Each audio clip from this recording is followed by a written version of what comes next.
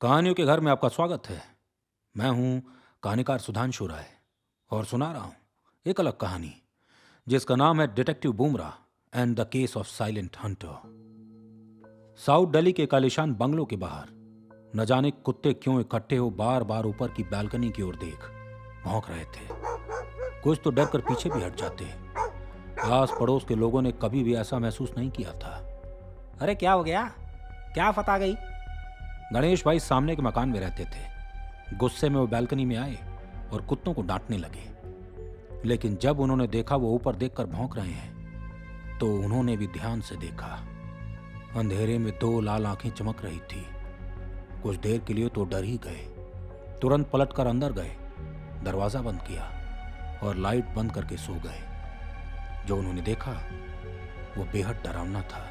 अजीब सा दिखने वाला कुछ सामने के बंगलों के ऊपर खड़ा था, इतना खौफनाक कि किसी की भी रूह को कुछ पल के लिए भेद दे। जिस बंगलों के सामने कुत्ते खड़े थे अंधेरे में डूबा था। वो बंगलो मशहूर एस्ट्रोलॉजर रामदीन का था। कहा जाता था उसकी भविष्यवाणी कभी चूकती नहीं है। उसके घर के अंदर सिर्फ सन्नाटा पसरा था। हालांकि ऐसा होता नहीं था, क्योंकि रामदीन के घर देर रात तक लोगों का आना जाना लगा रहता था। रामदीन का कमरा ऊपर वाले फ्लोर पर था। कमरा अंदर से बंद था और अंदर भी बिल्कुल अंधेरा था। घड़ी की टिक टिक जरूर वहां सुनाई दे रही थी। इसी बीच उसकी आंख खुली। भारी सांसें लेते उसने कमरे के अंदर देखा। सब कुछ उल्टा दिख रहा था। पहले तो कुछ समझ ही नहीं आया, फिर महसूस हुआ जैसे पैरों को जकड़ा गया हो। हल्का होश आया तो चीखने लगा। वो उल्टा लटका हुआ था। पूरा शरीर खून से लथपथ था और खून की बूंदें एक एक कर नीचे गिर रही थी। Help, help! लेकिन कुछ देर बाद तक भी जब कोई नहीं आया तो उसने किसी तरह पैरों को आजाद किया। पैरों के खुलते ही वो नीचे गिर गया। डगमगाते वो बाथरूम पहुंचा। लाइट जलाकर उसने हाथ मुंह धोया, लेकिन एक अजीब दर्द वो सर पर महसूस कर रहा था। उसने सर झुकाया। शीशे में जो उसने देखा उसके बाद वो जोर जोर से रोने लगा। उसका सर ऊपर से आधा कटा हुआ था, जैसे किसी तेज औजार से उसके सर को काटा गया हो। घाव गहरा था, खून रुकने को तैयार ही न था। तुरंत वो हॉस्पिटल पहुंचा। डॉक्टर्स ने किसी तरह खून को रोका। पुलिस भी वहां पहुंच गई। रामदीन ने सारी बात बता दी। मेरी जब आंख खुली तो मैं उल्टा लटका हुआ था। मेरे सर को ऊपर से काट दिया गया था। आप लोगों को उस आदमी को पकड़ना होगा जिसने मेरे साथ ऐसा किया। रामदीन अभी भी सदमे में था। आपके वहां सीसीटीवी कैमरा तो लगा होगा? एक पुलिस ऑफिसर ने पूछा। हाँ, हर जगह। मेरा असिस्टेंट आपको फुटेज दे देगा। आप मेरे घर चले जाइए। रामदीन के कहने के बाद पुलिस उसके घर पहुंच गई। सीसीटीवी फुटेज में कुछ भी नजर नहीं आया। सिर्फ रामदीन खुद अपने कमरे में जाता दिखा। उसके बाद पूरे घर की लाइट चली गई और देर रात रामदीन वापस खून से लथपथ घर से बाहर जाता दिखा। पुलिस को कुछ समझ नहीं आया। जब कोई घर के अंदर गया ही नहीं तो रामदीन पर हमला किसने किया? रामदीन जब घर लौटा तो पुलिस की टीम उसके घर के बाहर ही खड़ी थी। क्या हुआ? मिला हमलावर आप लोगों को? रामदीन ने पूछा। सीसीटीवी फुटेज में कुछ भी नहीं है। सिर्फ आप ही अपने कमरे में जाते दिखे और आप ही कमरे से बाहर आते दिखे, प्रवीण ने जवाब दिया।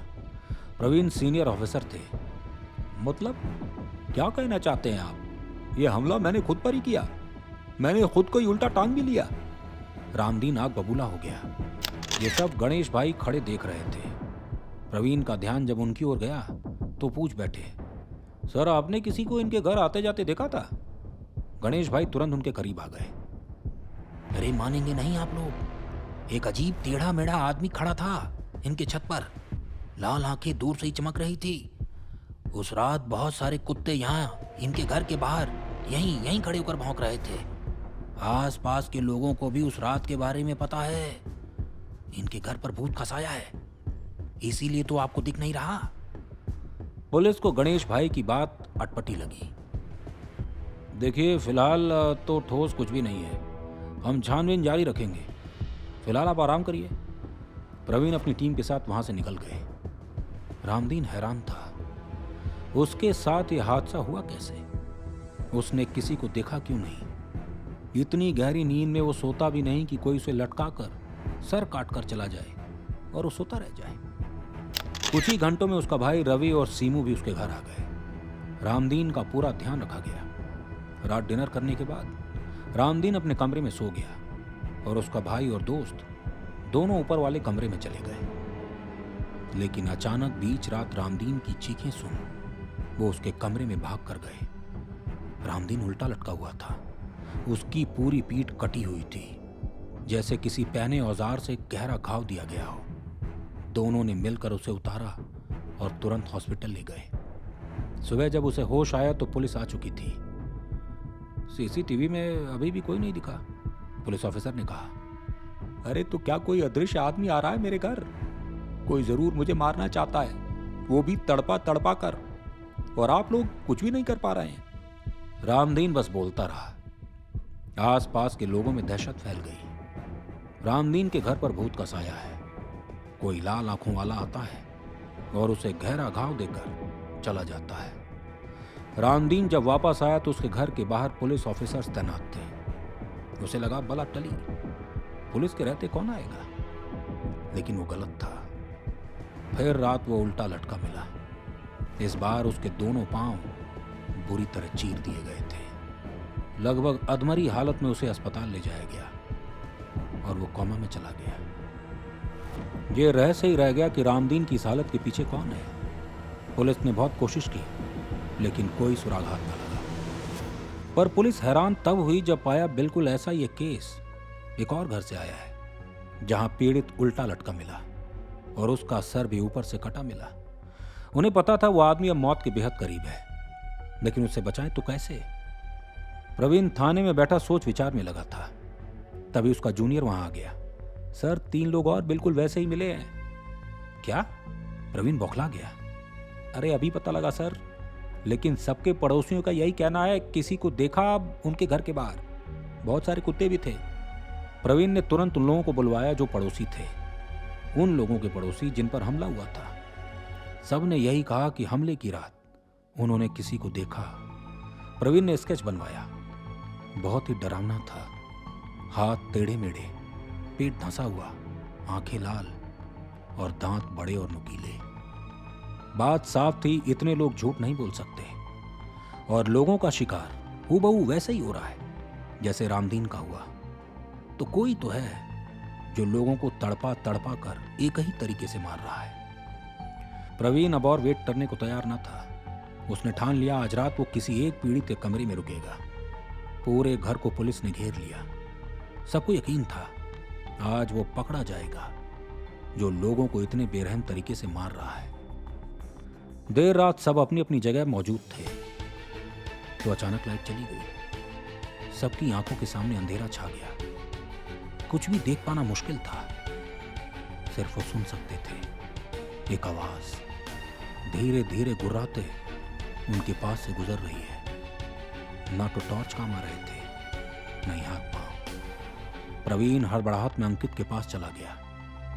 अंकित ही वो था जिसका सर कटा मिला था, पर कुछ भी देख पाना मुश्किल था।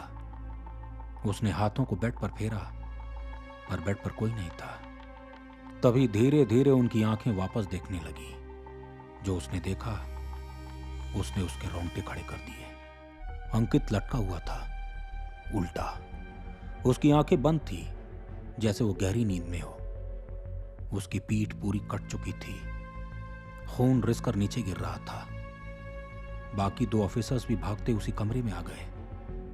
प्रवीण के मुंह से बस इतना निकला, डिटेक्टिव बुमराह। कौन है जो लोगों को ऐसे मार रहा है? क्या प्रवीण जानते हैं कि डिटेक्टिव बुमराह इस केस को सुलझा सकते हैं? सुनाऊंगा आगे कहानी भाग 2 में। मिलेंगे अगले हफ्ते दूसरे भाग के साथ। याद रहे हमें हाई पॉइंट्स देना ना भूलें ताकि हमारी कहानियां बाकी लोगों तक भी पहुंचती रहे। हमारे चैनल को सब्सक्राइब करना और बेल आइकन दबाना बिल्कुल ना भूलें। आप हमें स्पॉटिफाई पर भी फॉलो कर सकते हैं। हमारे पॉडकास्ट का नाम है कहानियां, कहानीकार सुधांशु राय के साथ।